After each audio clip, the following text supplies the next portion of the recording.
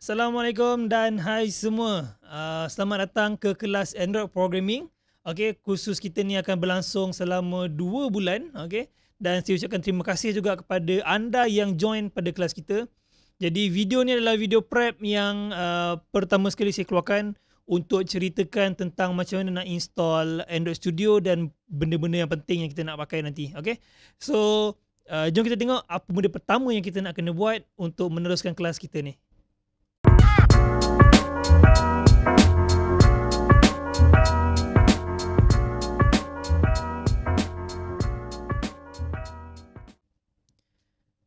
Apa yang kita nak buat sekarang adalah kita akan install apa-apa software ataupun toolkit yang kita nak pakai untuk kita punya kelas Android ni lah.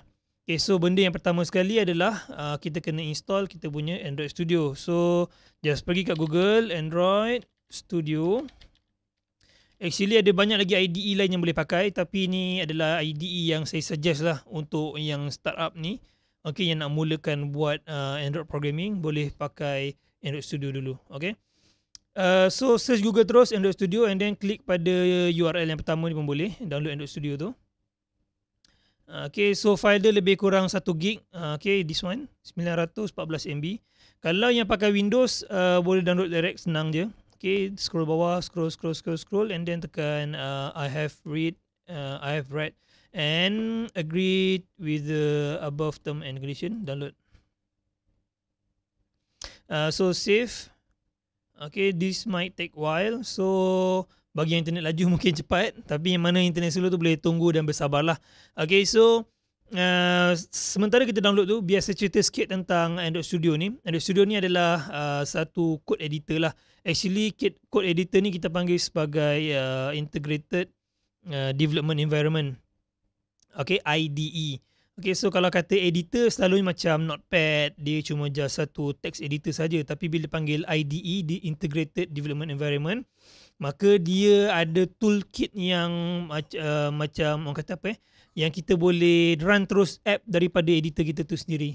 Okay, dia bukan sekadar editor. Okay, so IDE untuk buat Android app ni ada banyak. Android Studio adalah yang paling popular dan yang paling most of people pakai lah. Okay. Actually boleh pakai IDE yang lain. Ada banyak lagi IDE yang lain yang support untuk buat Android punya app. Contoh macam NetBeans ada. Lagi satu yang ada buat untuk PHP Solaris punya keluarkan tu, saya lupa nama dia apa. Okay, tapi selalunya kalau lah kata kita ni nak jadi Java programmer dan dalam masa yang sama nak jadi Android programmer, maka mungkin kita boleh pakai tools yang lain lah. Tapi kalau kata kita sekadar nak buat app semata-mata jadi Android programmer, maka boleh go on with Android Studio. Okay. So sementara tu saya pause video dulu. Nanti kita akan sambung balik bila download dah settle.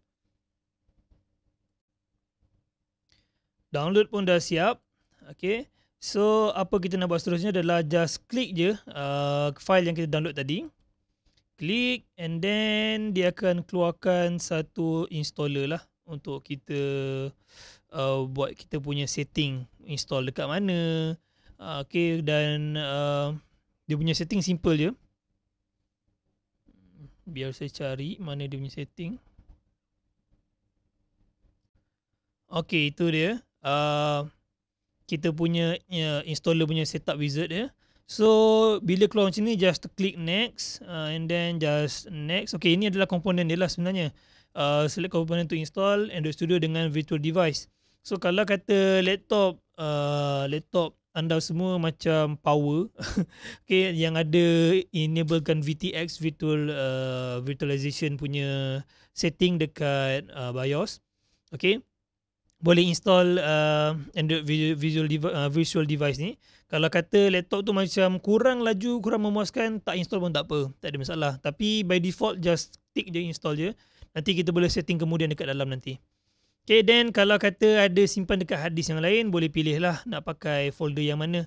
Okay, tapi saya lebih suka keep in default. So kalau kata Windows kita simpan dekat SSD kan, so kita pun install kat SSD supaya kita punya kerja lebih laju. Okay, so next and then ni tak ada apa, just next je. Okay, so dia akan install. Okay, so yang ni dia akan ambil masa sikit. Okay, Sebab dia nak extractkan semua file-file dia. Nanti saya akan pause video ni dulu dan kita akan skip tengok kepada dia punya part untuk setup dia, first installation setup. Okay, so installation dah complete. So kita just click next and then just boleh klik start Android Studio. Okay, actually dalam laptop saya sekarang ni sebenarnya dah pernah install Android Studio sebelum ni. Okay, so maksudnya saya ada 2 Android Studio. Okay, tapi tak apa, saya akan cuba cari setting yang sama untuk setting masa dia start up. Okay, oh dia bagi screen satu lagi pula. Okay, so ini adalah saya punya Android Studio. Disebabkan saya dah pernah install sebelum ni, jadi dia keluarkan startup page dia macam ni lah. Okay, agak lain sikit, berbeza sedikit daripada yang baru install. Okay, so kalau yang baru install, nanti dekat bahagian tengah-tengah startup page ni, okay, dia ada button drop down tau. Dia akan keluar menu yang macam ni. Okay, menu yang lebih kurang macam ni. So selalunya kalau kata nak buat first setup, just klik je create new app, okay, new project. Okay, then kemudian boleh terus pilih empty activity. So tekan next and then masukkan je information application kita, dia punya nama, contoh my first app. My first app. Okay, kemudian yang lain semua biarkan sebab kita cuma nak buat the first setup and then tekan finish. Okay, so dia akan loadkan project kita dalam bentuk macam ni lah. Okay, dia akan kosong macam ni. Okay, tanpa membuang masa, nanti kalau kata dia dah habis loading, boleh terus pergi kepada menu dekat atas ni, atas sekali, cari tools, cari SDK manager. Okay, and then okay, dekat sini adalah senarai SDK ataupun software development kit untuk Android.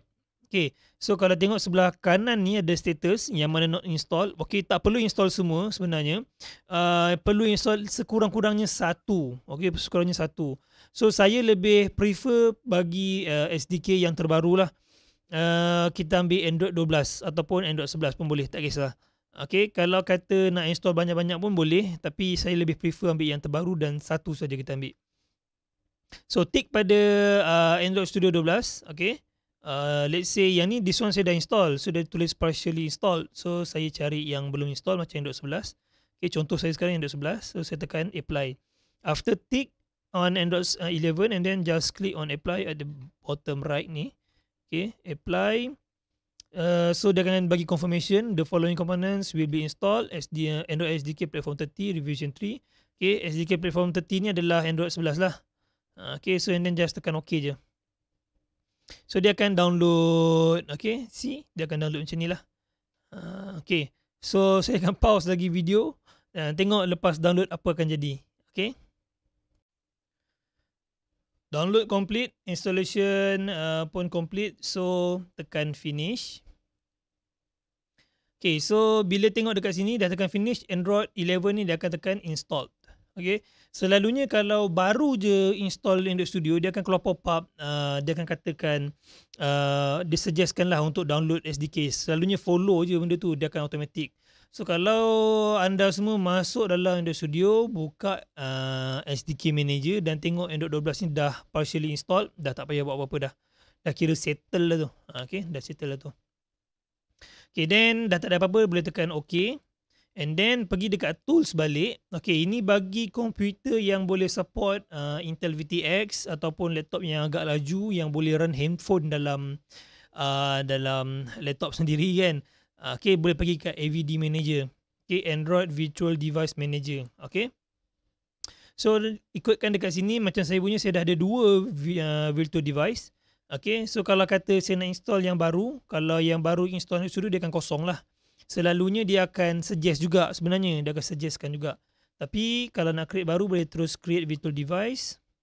Okay, saya lebih suka pilih Pixel 5 ataupun Pixel 2. Okay, kalau kata nak ambil yang ada Play Store, selalunya virtual device ni dia macam handphone. Bagi yang tak tahu virtual device ni macam handphone, dan handphone tu dia run dalam kita punya laptop. Okay, so dalam handphone tu of course ada yang ada Play Store, yang tak ada Play Store. Okay, yang ini kalau dekat ruangan Play Store ni dia ada logo Play Store tu, maksudnya dia ada Play Store lah. Maksudnya boleh login email, boleh download apps daripada Play Store tu sendiri. Okay, so saya suka ambil Pixel 2 ni sebab dia punya size 5 inci tu macam cantik lah pada design kita. Okay, so boleh just tekan next. Okay, and then boleh, okay, selalunya kalau baru install Android Studio, benda ni akan tak ada. So bila contoh kata R download, Q download, Pi download, Oreo download, semua ada tulisan download, maksudnya kita perlu download lah salah satu, sekurang-kurangnya satu. Okay, yang bagi saya paling stable adalah Android Pi, okay, iaitu Android 8 ke 9, 9 lah, okay, Android 9. Pi ni Android 9, Android 9 antara yang paling stable, ataupun Android Oreo pun boleh, yang kira paling stable lah. Sebab bagi saya sendiri yang saya buat test, kebanyakan komputer bila install Android 10 dengan 11 dia agak ada masalah sikit. Okay, so kita boleh install Android 9 lah, okay, Android 9. Okay, so bila nak download Android 9, saya buat contoh dekat Android Q ni. So just tekan download saja. Benda ni pun akan take time. So masa first time installation dia memang akan makan data yang sangat banyak dan banyak benda yang perlu download, dan dia akan install automatic lah. Okay, cuma perlukan internet yang banyak untuk buat installation. Selalunya bagi orang yang baru belajar buat Android app ni, dia akan sangkut masa installation benda-benda macam ni, benda-benda setting-setting technical macam ni. Kadang-kadang dia dah install, dia ingat install Android Studio boleh pakai semua benda terus. Sebenarnya tak. Dia kena install tu dulu, install ni dulu. So dia ada SDK, dia ada AVD, dan dia ada IDE. Okay, IDE itu editor dia, SDK itu tools untuk buat app dia, dan kita ada AVD untuk test pula. Okay, so bagi laptop-laptop yang slow, yang macam kalau kata tak nak download lah ni Harry, sebab laptop saya ni memori rendah kan, hard disk dia rendah. Okay, so tak nak install tak apa, tak ada masalah, boleh skip step ni, boleh skip je step ni. Okay, nanti time saya akan tunjuk time betul-betul buat coding, saya akan tunjuk macam mana nak settingkan macam mana nak run app tu melalui handphone, bukan melalui AVD. Okay, so sementara download ni saya akan pause lagi video ni dan saya akan skip pada time yang dah settle lah. Okay, installation complete. So kita dah ada kita punya Android OS lah. Okay, so boleh tekan finish. Then bila kita nak create system image, automatic tulisan download dekat Pi ni akan hilang. Maksudnya dah ada tu. Okay, so kita dah boleh select OS yang kita nak. Kita ambil Pi and then boleh tekan next. Nama ni biarkannya lah, abaikan. So set as default pada portrait. Okay, and then finish. Tada! So kita dah ada kita punya satu Pixel 2 API 28. Android tadi download Android berapa 28 kot, kan? Android 9 ni lah. Okay. So bila dah ada macam ni, boleh tekan terus button play. Maksudnya kita nak startkan kita punya handphone tu, virtual handphone tu dalam laptop. Okay, so selalunya bila tekan play ni dia akan take time. So bila kita buat development, selalunya kalau kata handphone ni dah start macam ni, jangan tutup. Okay, jangan tutup. Kita boleh buat coding sambil handphone ni dibuka, biar je. So baru dia laju sikit lah, berbanding daripada kita tutup atau buka balik, tutup, buka balik. So dia akan makan masa. Okay, so untuk first time start up handphone ni, dia akan jadi loading macam ni lah. Dia akan load macam handphone lah kan, handphone baru beli kan. Bila kita on, dia macam ni lah, macam baru restart. So dia akan take time sikit. Tu. So AVD ni kalau untuk buat development, kita selalu install satu sahaja handphone, dan yang lain contoh macam kalau ada tab, kita boleh create new virtual device and then select lah pada device yang size-nya besar. Okay, size-nya besar untuk test pada tab pula.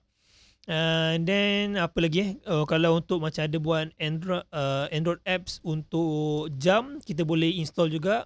Kita punya sistem image, kita punya OS untuk Android Watch. Okay, kalau macam TV pun boleh download dia punya OS lah. Okay, so inilah handphone kita dan so far tak ada masalah lah. So ganti dengan touch pakai mousepad. Kalau kita klik tarik ke atas untuk buka menu, ni untuk Android yang baru kan. So kalau klik tarik ke bawah untuk tutup menu. Itu. Okay, so apa kita boleh buat seterusnya? Yang AVD manager ni boleh tutup. Okay, tinggalkan handphone dengan kita punya IDE sahaja. Okay, so maksudnya dah habislah setup untuk kita punya Android Studio untuk confirmkan yang bahawa IDE ni dan handphone ni boleh dipakai. Kita boleh tekan start button ni, dan kalau kita tengok dekat drop down ni, Pixel 2 API 28 boleh drop down. Dia akan tunjuk senarai kita punya device yang available lah. Kalau kita ada cucuk handphone, saya akan tunjuk selepas ni untuk video akan datang. Kalau kita ada cucuk handphone, dia akan keluar kat sini juga nama handphone kita. Okay, so sementara ni saya ada 3 device, Pixel 2 API 28, Pixel 2 API 30 dengan Pixel 2 API 28 juga. Oh, dua kali tak apalah. Okay, so nanti boleh tekan je play. Contoh saya tekan play. Okay, sama juga untuk buat programming. Kalau first time run, dia memang agak slow. Sebab nanti dia nak build something library yang belum di-download. Dan dia akan download dulu, dia akan masuk dulu, akan compile dulu. So, akan lama lah.